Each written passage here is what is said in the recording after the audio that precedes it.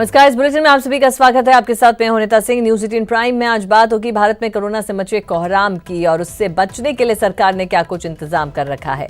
साथ ही बात करेंगे कि आखिर क्यों राष्ट्रपति और पीएम होली मिलन समारोह से दूर रहने की बात कह रहे हैं। वहीं बात होगी जयपुर विधानसभा में कोरोना के खिलाफ संयुक्त मोर्चा की। बताएंगे कि आखिर ऐसा क्या हुआ कि विपक्ष ने सरकार को कहा कि हम साथ साथ हैं। लेकिन उससे पहले एक नजर प्राइम 25 पर। भारत में कोरोना के अब तक 28 मामले सामने आए हैं, जिनमें से 3 लोग अब तक रिकवर हो चुके हैं। दिल्ली, जयपुर और हैदराबाद में 25 नए केस सामने आए हैं। कोरोना को लेकर केंद्र के साथ कई राज्य भी सतर्क हो गए हैं। जयपुर में इटालियन दंपत्ति को कोरोना वायरस पॉजिटिव आने के बाद उस ग्रुप के 15 और सदस्यों की रिपोर्ट भी पॉजिटिव आई है, जिन्हें दिल्ली के आईटीबीपी के आइसोलेशन कैंप भेज दिया गया है। चूरू के गांव चलकोई में कोरोना वायरस का संदिग्ध युवक मिला है, जिसके बाद जिला प्रशासन और स्वास्थ्य विभाग हरकत में आया है। संदिग्ध युवक 29 फरवरी को इटली के रोम से नई दिल्ली फिर ट्रेन से चूरू पहुंचा था। केंद्रीय स्वास्थ्य मंत्री डॉक्टर हर्षवर्धन ने कहा कि सरकार सभी देशों से आने वाले यात्रियों की स्क्रीनिंग करेगी। बीते दिनों सिर्फ 12 देशों से आने वाले यात्रियों की स्क्रीनिंग हो रही थी। केंद्रीय मंत्री जावड़ेकर ने कहा कि कोरोना वायरस की जांच के लिए 15 लैब बनाए गए हैं। 19 नए लैब जल्द ही खोले जाएंगे। जावड़ेकर ने कहा कि अभी तक एयरपोर्ट पर 6 लाख लोगों की स्क्रीनिंग की गई है।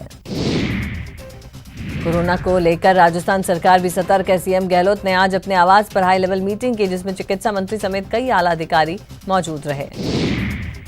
मीटिंग के बाद स्वास्थ्य मंत्री रघु शर्मा ने कहा कि प्रदेश में मास्क की कोई कमी नहीं है, लोग दुष्प्रचार कर रहे हैं। साथ ही रघु शर्मा ने कहा कि हम WHO और भारत सरकार की गाइडलाइन पर चलेंगे।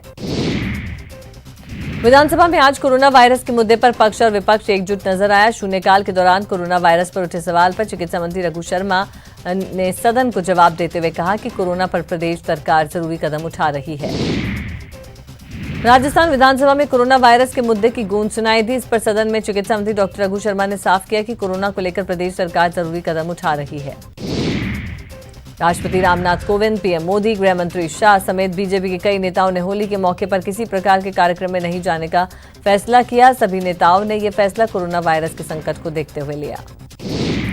केंद्रीय गृह मंत्री अमित शाह की 15 मार्च को सीएए के समर्थन में तेलंगाना के हैदराबाद में होने वाली रैली को टाल दिया गया है। कोरोना वायरस के चलते शाह की इस रैली को टाला गया है, ताकि एक जगह हजारों की संख्या में लोग एकत्रित ना हों।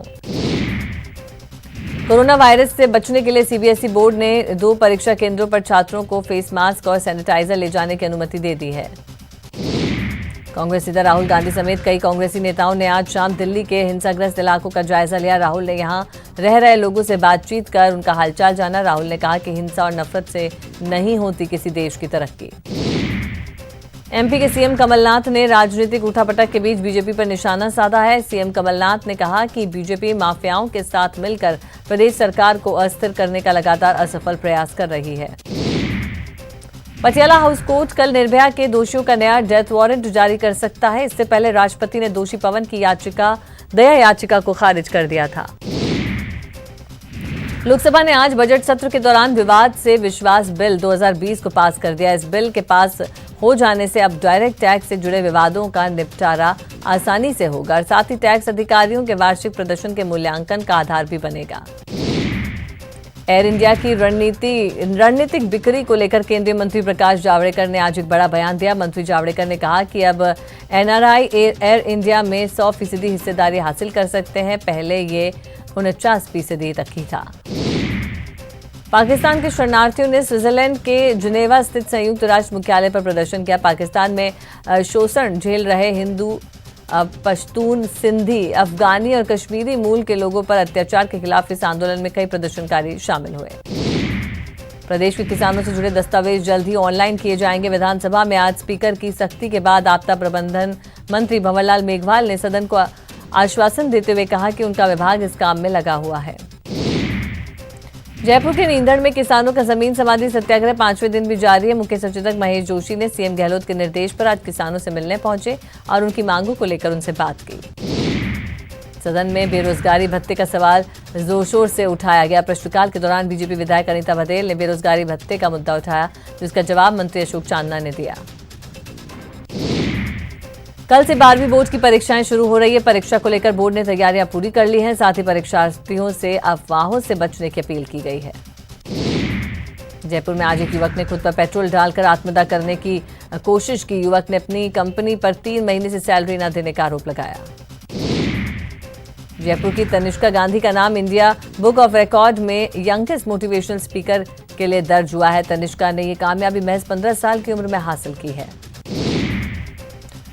अमेरिका और तालिबान के बीच 29 फरवरी को हुआ शांति समझौता 48 घंटे भी नहीं टिक पाया। दोनों देश के बीच कुछ ही दिनों में माहौल इतना बिगड़ गया है कि अमेरिका ने आज तालिबानी लड़ाकों पर फिर से एयर स्ट्राइक किया।